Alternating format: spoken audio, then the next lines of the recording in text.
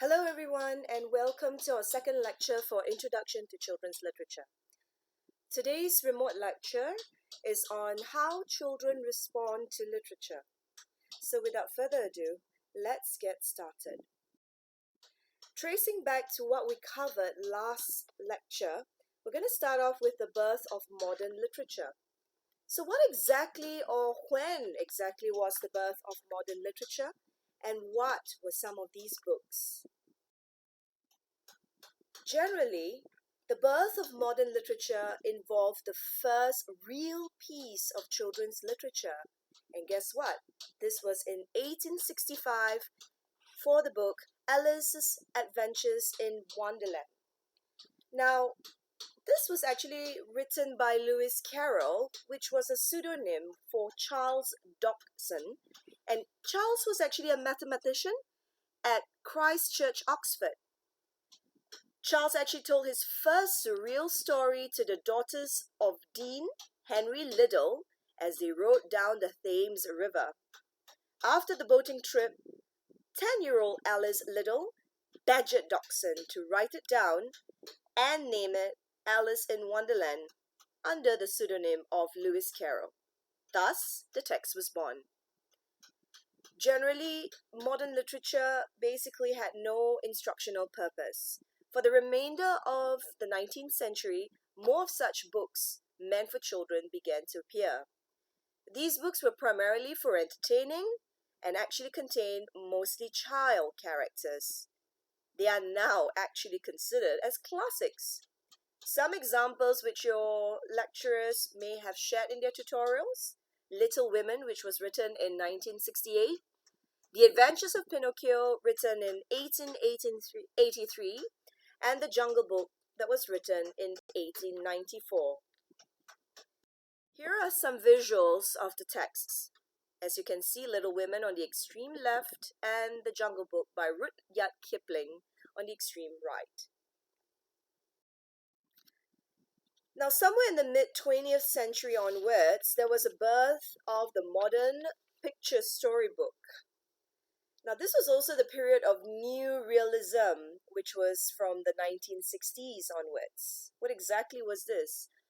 Post-1970 realistic novels actually equated realism with darker, harsher side of life. Many of the writers, including the award-winning Catherine Paterson, believed that authors do not help children by sheltering them from the problems of the real world. What do you think about that? These books were sometimes called social problem novels because they focus on problems such as divorce, abuse, parental neglect, violence, and even gangs. Some of these books include The Outsiders, Judy Blume's Blubber, Scott Odell's Island of the Blue Dolphins. Have you read any of these? Some multicultural books such as Dora and Ni Hao Kailan, and minority books such as Red Sky in the Morning would fall under this category. These are some visual images of the books that fall under this category as well. Do any of them look familiar to you?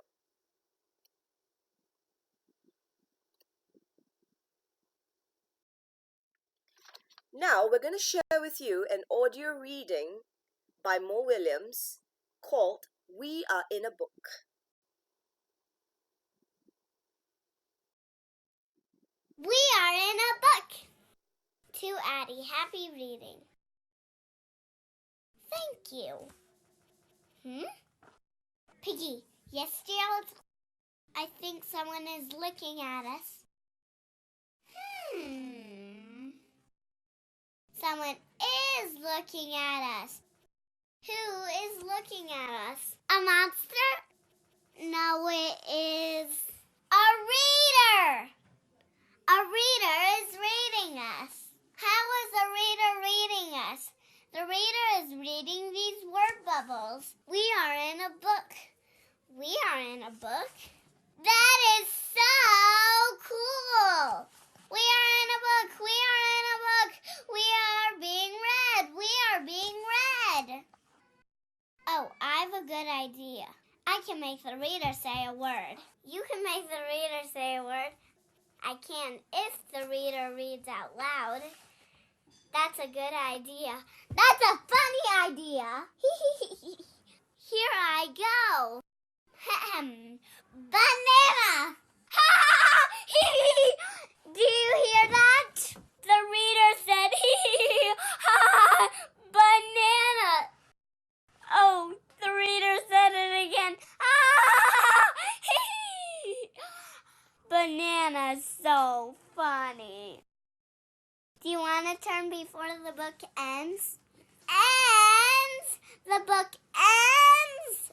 Yes, all books end. When will the book end? I will look. Page 57. Page 57, it's page 46 now. Now it is page 47. This book is going too fast. I have more to give. More words, more jokes, more bananas. I just want to be read. I have a good idea. That is a good idea. Hello, will you please read us again? I hope this works. Me too.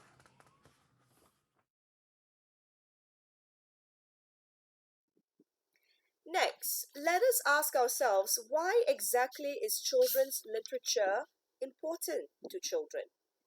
How important do you think this is before this module, or even now? Have a thought about it. Next, how do you think this relates to child and educational development, and also their personal and affective enrichment? To start off, let's take a look at child development.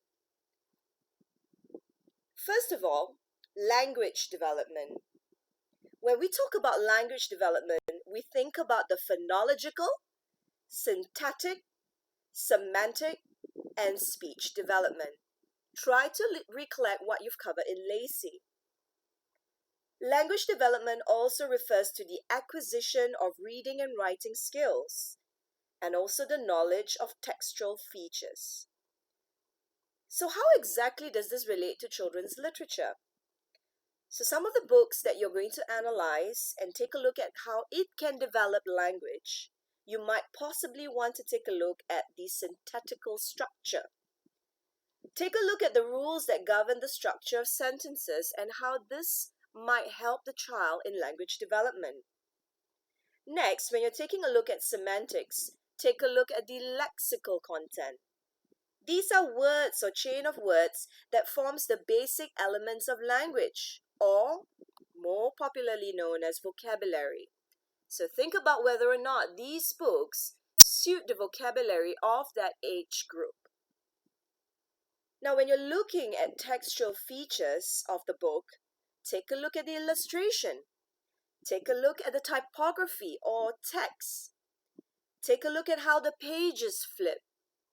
Or even, are there any other little flaps that requires for the child to flip?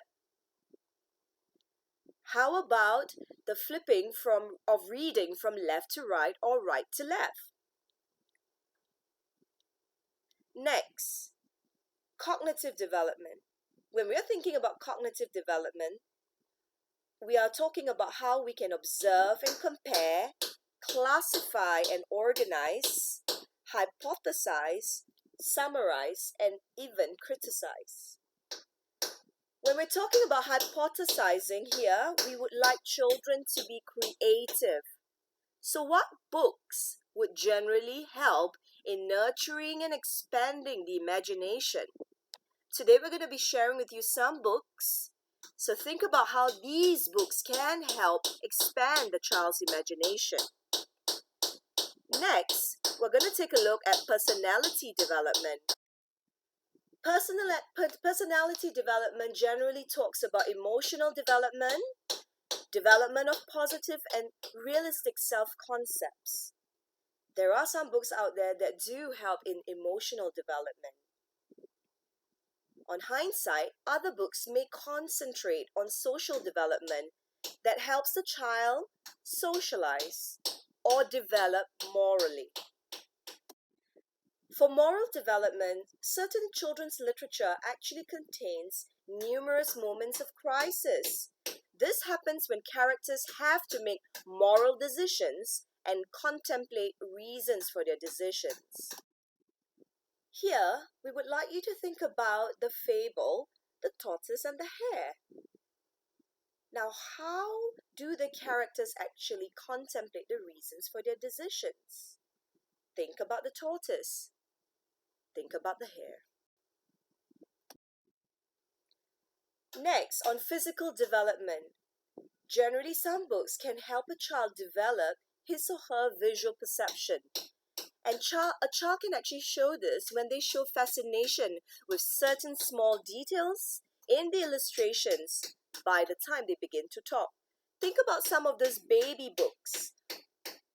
In fact, babies actually enjoy the sounds of the human voice, reading stories and poetry.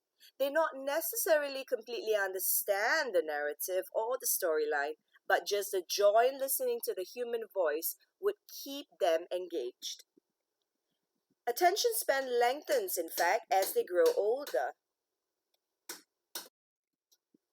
Lastly, as you all know, with physical development, referring to the growth in size, muscularity, and coordination.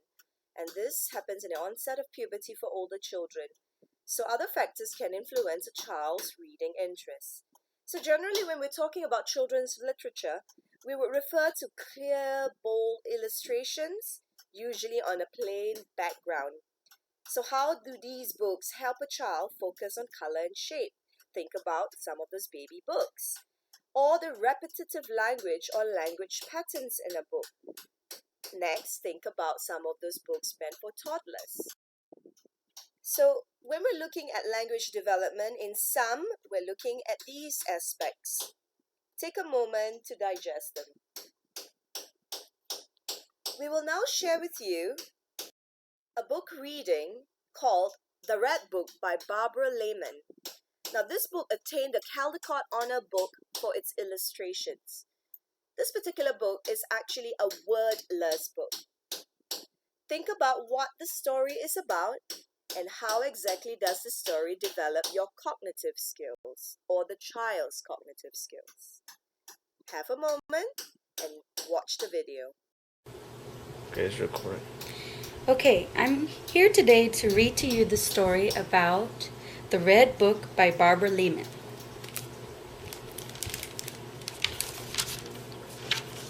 One snowy day in the city of New York, where there are many skyscrapers, there was a little girl walking to school. On her way to school, she notices a red object in a pile of snow. Wonder what that could be, she says to herself. And she takes it and realizes it's a red book. But she has to hurry to class. She's running late. Once at school, she starts to kind of lose a little interest on her teacher's math lesson. So she can't resist the temptation to look at that red book. When she opens the red book, she discovers it has a picture of an island. But as she looks closer and closer and closer, she realizes there's a person on that island. There's a boy on that island, and he too sees a red book in the sand. He picks up the book and opens it up and turns to the first page, which is a picture of skyscrapers on a snowy day in New York City. As he looks, he gets a closer, closer, and closer view of what's going on in New York City on that cloudy, snowy day. And he sees a girl in the window of a classroom. She's looking at him, while he's looking at her in the very same red book. Could that be? This is awesome, he says to himself. How exciting. The little girl realizes what a special book she has, and she starts to think of an idea.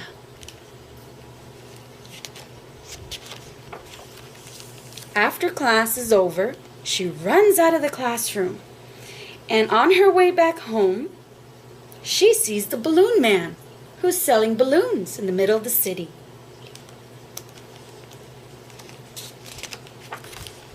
Mr. Balloon Man, can I have all your balloons? And the balloon man says, sure.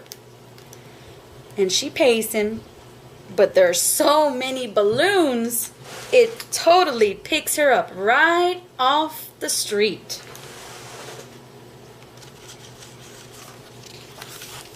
And into the air above the skyscrapers and far away from the city.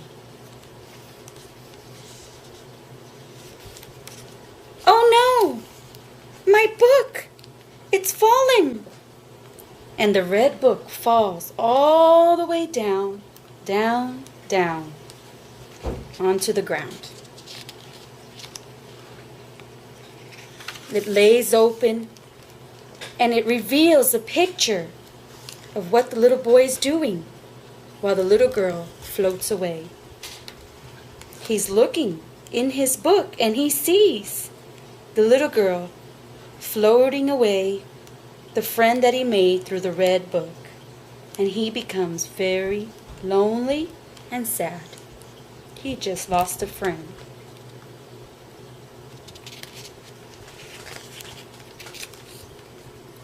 But as the pages turn of the red book, suddenly he notices his friend is there. His friend is near the island. She's not gone. She came to visit him. His friend has returned. As the red book closes, one chapter in the story, a new person comes and discovers the red book on the floor in New York City on a snowy day. And decides, what could this book be about? The end. The Red Book by Barbara Lehman. Thank you.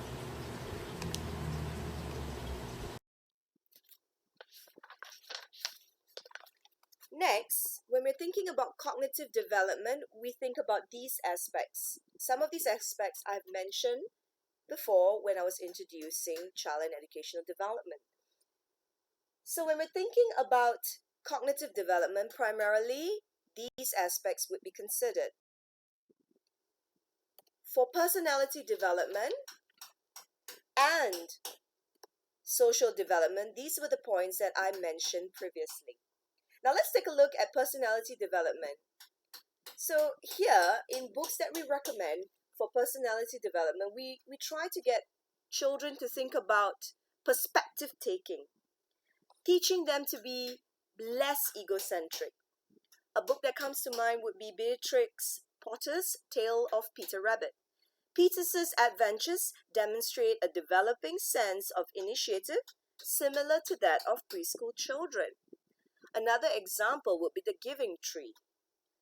For moral development, generally children's literature contains numerous moments of crisis, as I mentioned, where these characters have to think about moral decisions and even contemplate reasons for their decisions. Some suggestions may actually come about within the story as it unravels. For social development, generally these children's literature can help foster social development as it encourages students to accept other people for their differences. An example would be the book called And Tango Makes Three by Parnell and Richardson 2005.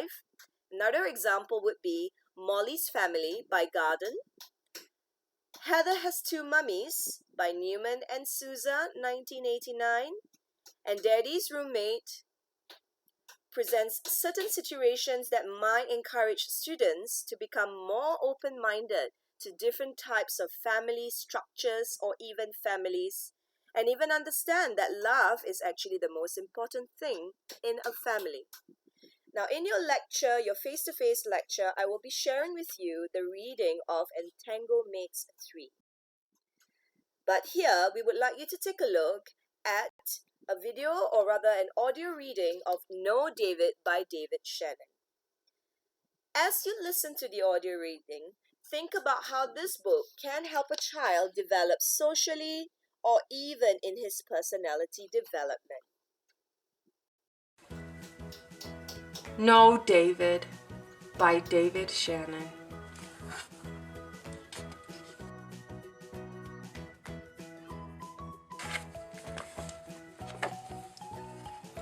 David's mom always said, "No, David."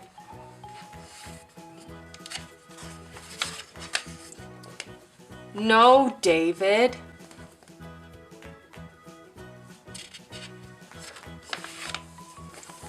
No, David, no.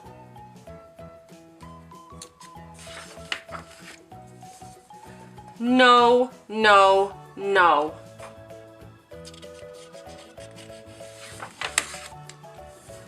Come back here, David.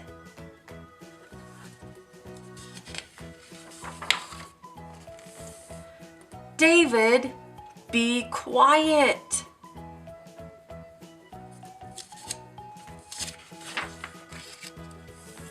Don't play with your food.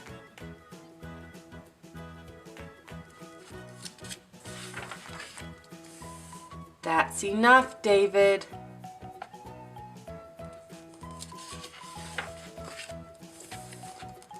Go to your room.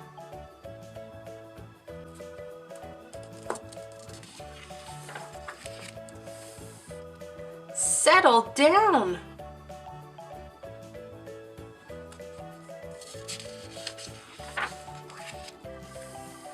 Stop that this instant.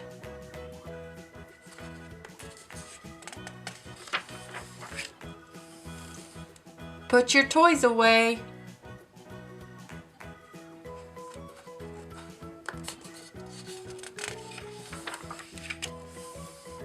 Not in the house, David.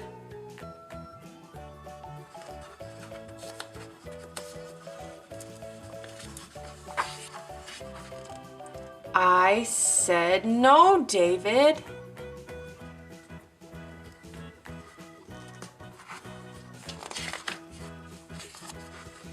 Davy, come here.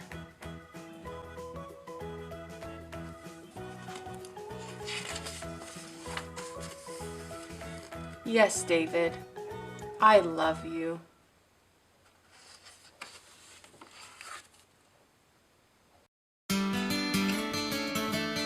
If you liked this video, please subscribe.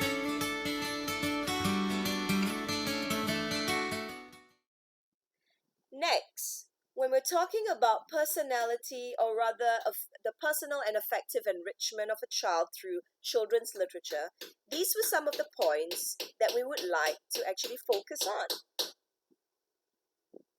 Norton 2010 states that developing positive attitudes towards our own culture and the culture of others is necessary for both social and personal development.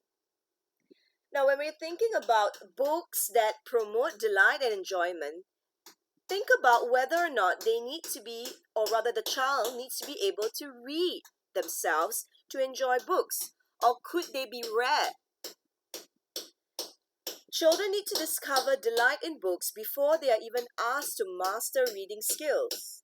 Now, this can be found in sad books too. A love of reading and a taste of literature is one of the best gifts for children, as it starts them on a lifetime of pleasure with books. Now, thinking about imagination and inspiration, we think about how these books can help children consider people, experiences, or even ideas in very new ways. These books also need to help develop the ability of the child to visualize rather to see with the inner eye, we call it, in contrast to what they watch on television or film, which is already depicted to them in visual imagery. Through these books, we would also like them to think about their knowledge and insights, even understand empathy. Literature does reflect life, after all, and it's concerned with feelings and the quality of life. Think about how it can educate the heart as well as the mind. Generally, when we read books to children, we would like them to have a universality of experience. What this basically means is that we would like to bring children to places that they can't physically discover. We would like them to travel. Next, we'll be thinking about why exactly a good book is a secret door. As you think about this, think about what are some of the aspects that can influence a child's response to literature. Reading interests and preferences. For this section, I'd like to talk about two books. The first one, something you're all familiar with, We're Going on a Bear Hunt. Now, in that story, which I understand that you've been exposed to in your Lacey module last year, think about how that book is suitable for a particular age group. How does it develop the child cognitively, socially, in his or her personality, or even language development? Does it develop all of these areas or primarily one? Think about the historical context of the book. Are there any social or cultural development involved in that book? What about the pictures used? Colors? Are there any layers of meaning within the story or certain ambiguity that the child needs to discover while reading the story? Is there a sense of symbolism? Are there any real and concrete versus imaginative situations? And who exactly is the implied reader in the story? Does it bring out any traits of children, such as egocentrism or animistic thinking in young children? Does it input human qualities onto animals? Think about these things as you think about the story.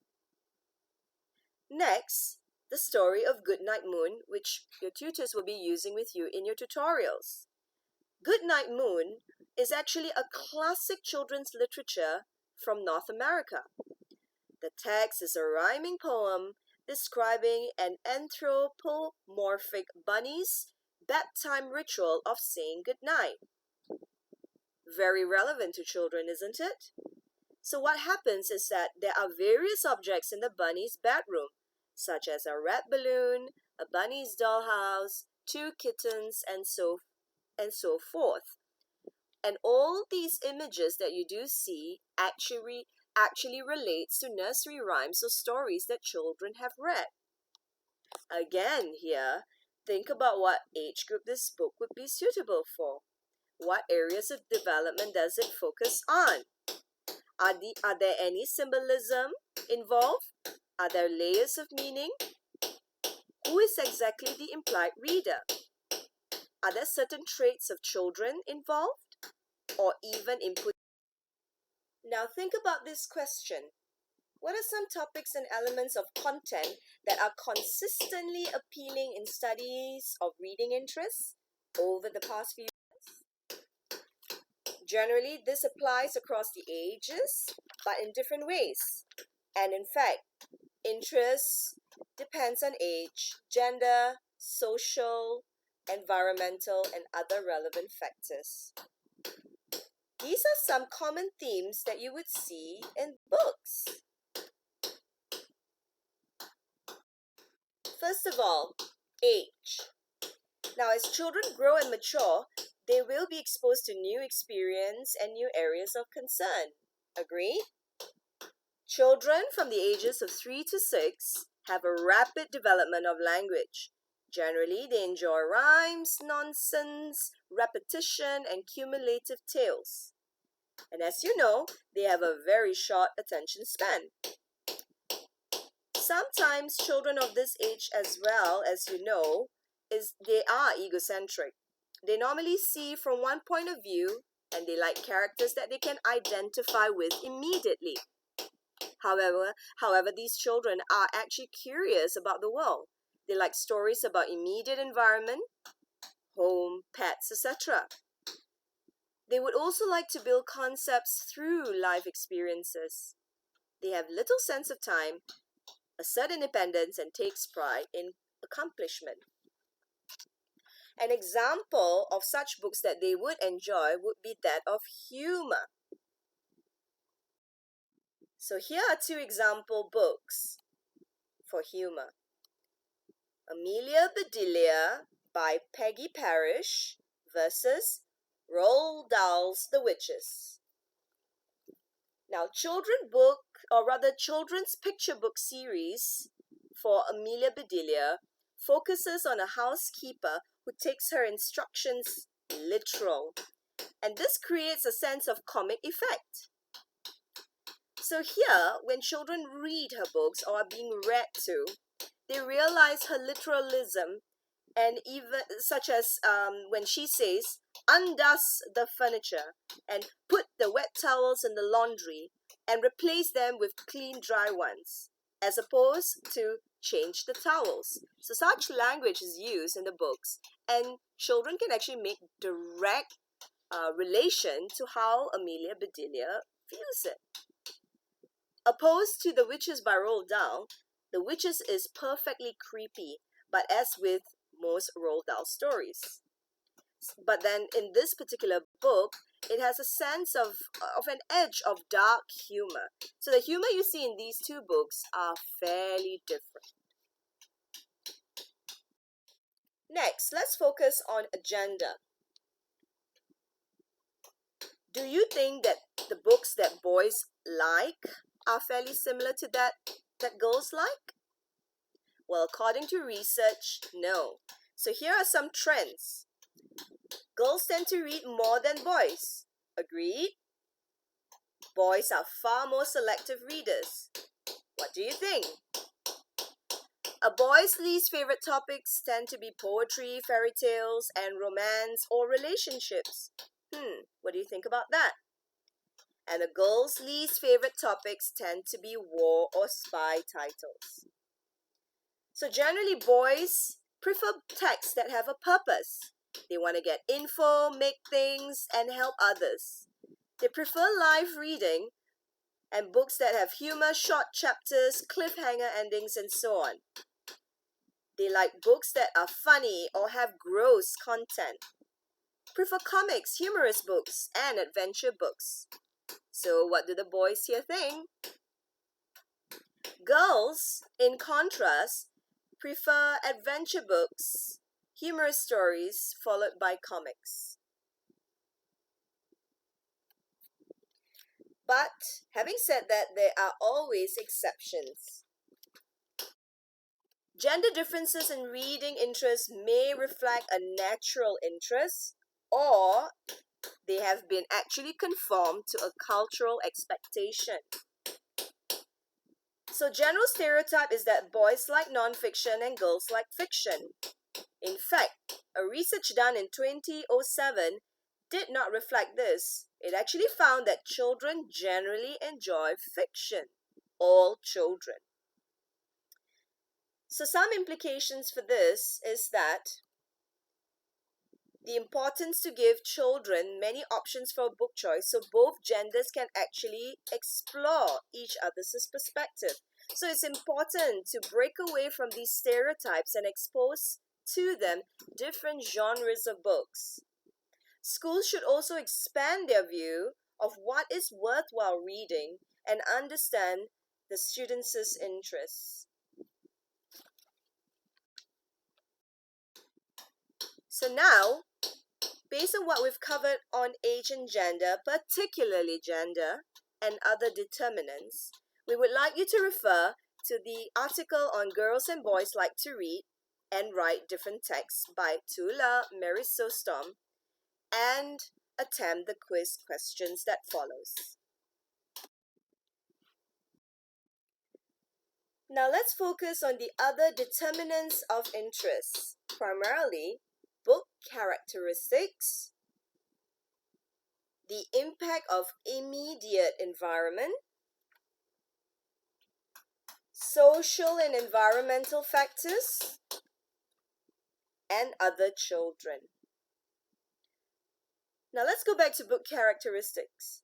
Research has shown that children were generally drawn to books for reasons such as visual and tactile appeal, the topic, humor, and even literary merit awards.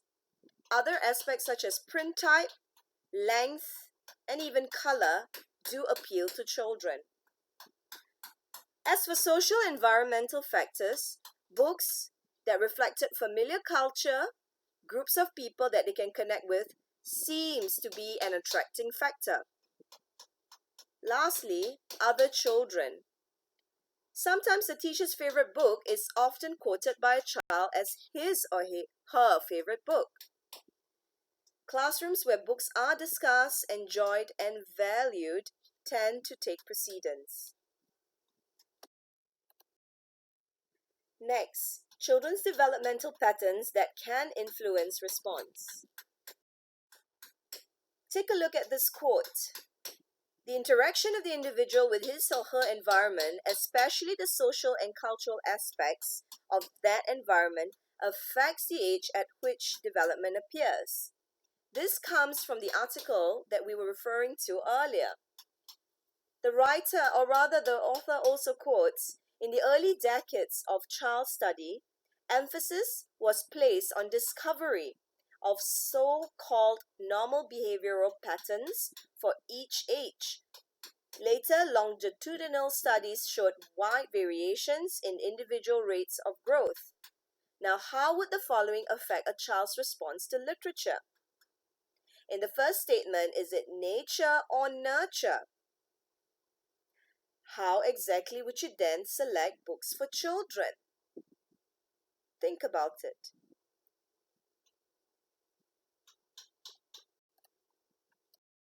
Let's have a glance through the aspects of child development. Now, these should be quite familiar to you. First and foremost, physical development. Children can actually experience literature at a very, very young or early age. In fact, from 0 to 13 months, board, cloth books, and more tactile-like books should be used. These books have clear, bold illustrations, usually on a plain background. A child of that age is able to focus on color and shape. The repetitive text or language patterns can help them even be attracted to the book. 20-minute reading sessions prove to be too long for nursery-age children. It is in fact better to spread it out over a few short sessions, because attention span after all lengthens as they grow older. So these have implications for reading sessions. So as mentioned before, the development of visual perception. So children, or rather babies, show fascination with small details in illustrations by the time they begin to talk. They do enjoy the sounds of human voices, reading stories, and even poetry. And these physical development, growth in size, so on, and the onset of puberty can affect, or rather can influence, a child's reading interest. An example to share is Are You There, God? It's Me, Margaret by Judy Blume. So this book actually discusses both physical maturity and social forces that leads to the development of, in fact, sexual interests at a young age. These are a few examples of books by Judy Blume. She published her very first novel in 1969 and in fact was credited as one of the first authors to write a young adult novel about topics that some in fact considered to be taboo. According to Blume, I wanted to be honest, and I felt that no adult had been honest with me. We didn't have the information we should have had. Blume has received praise for addressing the common but often unspoken worries of offense, from masturbation to menstruation to teen sex, birth control, and death. Another example would be that of Whistling by Elizabeth Partridge. This is rewarding for children who have just learned to whistle. Sometimes sports books for children would be good so that they may be able to connect to the narrative, especially for children who enjoy sports. Cognitive development, as mentioned prior. So according to Jean Piaget, intelligence develops as a result of interaction of environment and maturation of the child. This was cited from your text, Kiefer and Tyson, 2010. So take a look at these definitions or these examples and think about how these traits can be linked back to your understanding of the different stages of Piaget's cognitive development theory.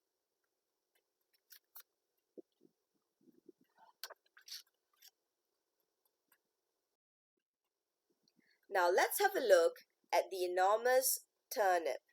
It's a very famous classic.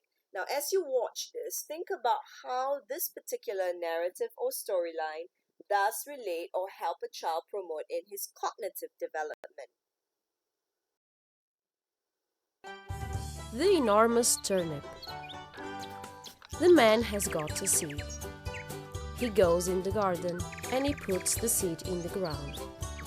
The seed grows and the man is happy. The seed grows and grows. It's a turnip. The turnip's big.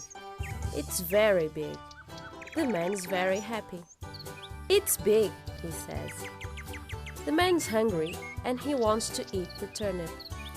The man goes in the garden and pulls the turnip, but the turnip doesn't move. The man sees the woman. "Come and help," he says. "Pull," says the man. The woman pulls the man, and the man pulls the turnip, but the turnip doesn't move. They see a boy. "Come and help," they say. "Pull," says the woman. The boy pulls the woman pulls the man, and the man pulls the turnip, but the turnip doesn't move. They see a girl. "Come and help," they say. "Pull," says the boy. The girl pulls the boy pulls the woman pulls the man, and the man pulls the turnip, but the turnip doesn't move. They see a dog. "Come and help," they say. "Pull," says the girl. The dog pulls the girl pulls the boy pulls the woman pulls the man, and the man pulls the turnip. And they pull, and the turnip doesn't move. They see the cat. "Come and help," they say. "Pull," says the man. And the cat pulls the dog pulls the girl pulls the boy pulls the woman pulls the man, and the man pulls the turnip. They pull, and they pull, but the turnip doesn't move. They see the mouse. "Come and help," they say. "Pull," says the woman. And the mouse pulls the cat pulls the dog pulls the girl pulls the boy pulls the woman, and the woman pulls the man pulls the turnip. They pull, and they pull, and "Yes, we've got the turnip," they say. "We've got the enormous turnip." The woman cooks the turnip. "Come and eat," says the woman. And they eat the turnip. It's good," they say.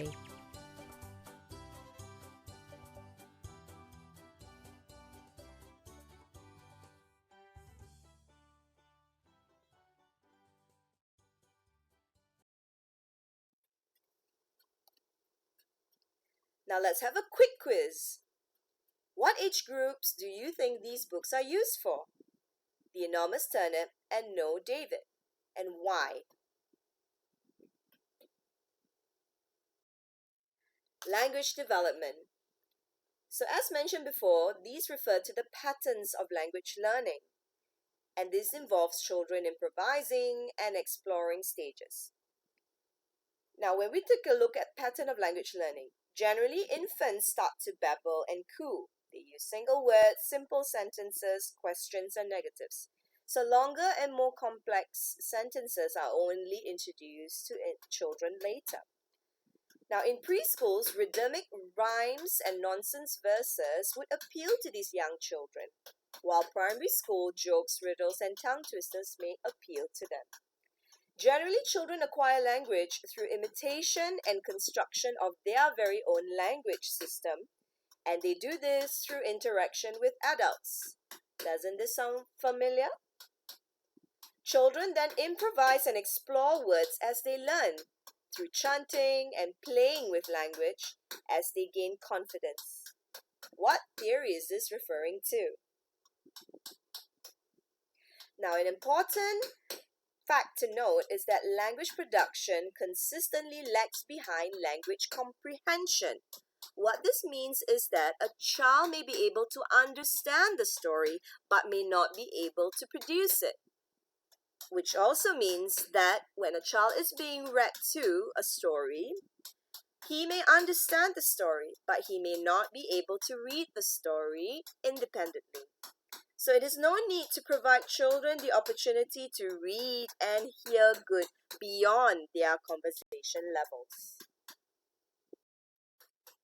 Now for moral development. A child's morality shifts away from the influence of authority and adult constraints to the influence of good cooperation and independent thinking. So many of stories which have a sense of moral development for children presents different levels of morality complex that have the potential for stimulating rich discussions among children. An example by David McPhail would be In the Teddy Bear. This story, in fact, provides younger children with a chance to consider the impulse of others, or rather to help others, with their own wants and desires. Through children's literature, children can then rehearse and negotiate through dilemmas without risk. So in this mode, you are creating a safe environment for children to test this out. Through these opportunities, they can also try alternative stances to solve problems. Again, through this example, you will then get children to think critically and improve on their problem-solving skills. In your face-to-face lecture, I will be sharing with you Alma the Elephant by David McKee that actually exposes children to this.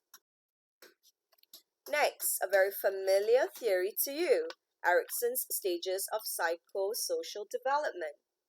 As you know, these are the stages, these are the basic conflicts, and some sample important events relating to those conflicts.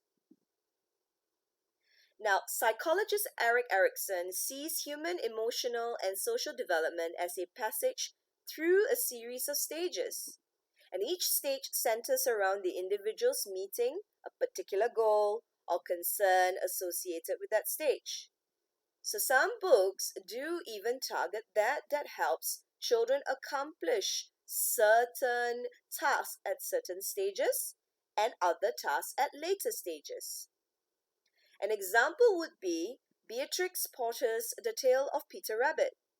Peter's adventures demonstrate a developing sense of initiative like that of preschoolers listening to the story. Infants, however, have little opinion or option but to trust their caregivers. Books for this stage can provide both security and assurance. An example would be that used in your tutorial, Good Night Moon by Margaret Brown, where it has repetitive patterns in text and illustration.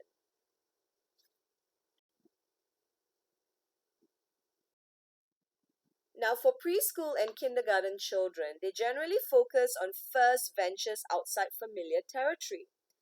In preschool, children begin to realize that they do have responsibilities. And in fact, these preschool-going children do want to take the initiative to do things on their own. And they do want to decide when and what to do. Primary school children, however, are very task-oriented. They are proud of their abilities to use skills and tools and complete projects. They would like process of defining values and even personal roles. Adolescents, however, struggle for identity and independence. So the type of personality development and books would address these areas of concern. So as we close this particular lecture, think about these two ponder points. 1. Are the patterns, or rather the patterns shared, applicable to all children? What are some possible issues that educators, you, need to be mindful of? 2. How can we use these reading trends and development patterns meaningfully then? In order to answer these questions, please refer to the two reading articles attached for you for our face-to-face lecture, one which is on the Guide to Books for Ages and Stages, and the next one which is on girls and boys and their interests. Have a read of them and we'll discuss it in our face-to-face lecture. So as we close, I'd like to share with you a quote by Elizabeth Browning. We get no good by being ungenerous even to a book, and calculating profits, so much help by so much reading. It is rather when we gloriously forget ourselves and plunge soul forward, headlong into a book's profound, impassioned for its beauty and salt of truth. It is when we get the right good from a book. With that, I end my lecture with you, and I look forward to seeing you at our face-to-face lecture on Tuesday at your specified time slot. Here are our references. See you then. Thank you.